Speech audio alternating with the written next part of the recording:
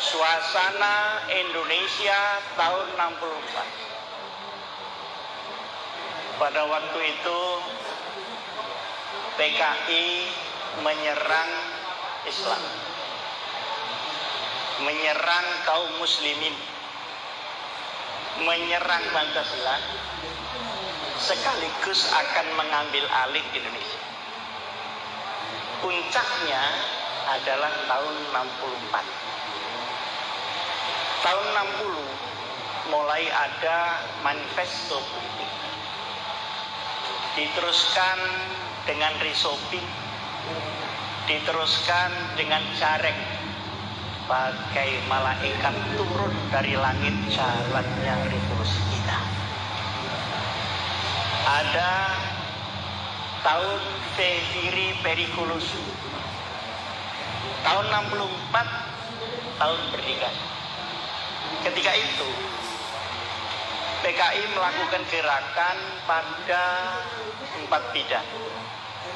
Pertama bidang militer, kedua bidang politik, yang ketiga bidang ekonomi, dan yang keempat bidang kebudayaan.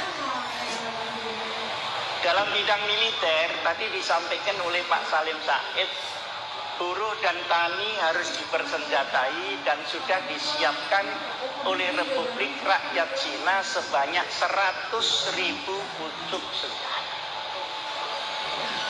Tinggal membawanya saja. Dan sudah disetujui. Tentara mulai dibunuh di Bandar Pensi. Kemudian gerakan-gerakan yang bersifat massa sudah mulai dilakukan. Misalnya mengganggu orang sholat. Lalu yang kedua, gerakan politik. Tahun 64 itu sudah siap namanya Dewan Revolusi. Mulai tingkat pusat sampai kepada tingkat desa. Dan Dewan Revolusi inilah kalau G30 berhasil langsung mengambil pemerintahan dari pusat sampai ke desa. Teror-teror berupa pembuatan lubang-lubang untuk para kiai. Kalau di tempat saya justru yang akan mengubur anak dan cucu-cucunya adalah mbahnya sendiri sebagai tokoh komunis. Lubang-lubang semua sudah disiapkan. Alhamdulillah diisi oleh mereka sendiri. Nah, kemudian di bidang budaya, itu tadi yang di bidang politik,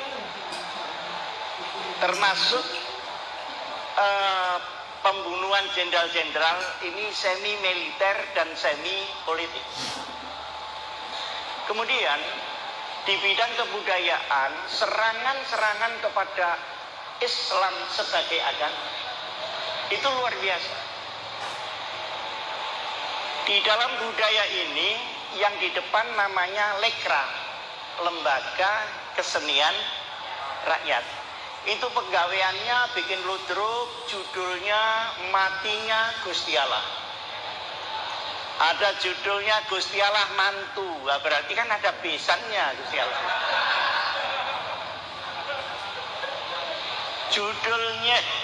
Judulnya Nabi Muhammad minta pensiun.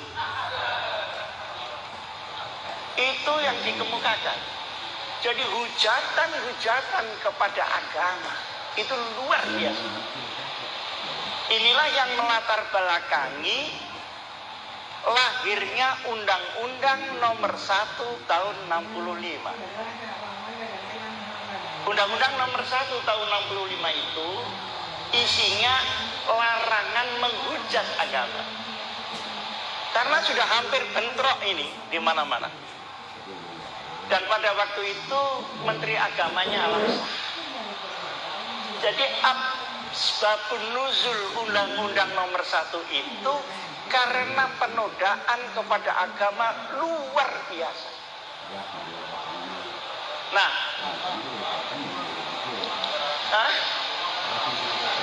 Ke siapa? Oh, Pak Saifuddin. Maaf, tahun 65 Menteri Agamanya siapa? Ingat saya, itu undang-undang yang mengajukan Pak Alamsah Ratu Prawilanka. Biasa sek, bisa snack. Ya betul, yang betul bukan bukan Menteri Agama, masih di Sesnek. Tapi dari beliaulah ide itu, karena beliau sebagai seorang Muslim dan tentara, jadi berani untuk menghentikan penodaan agama. Nah.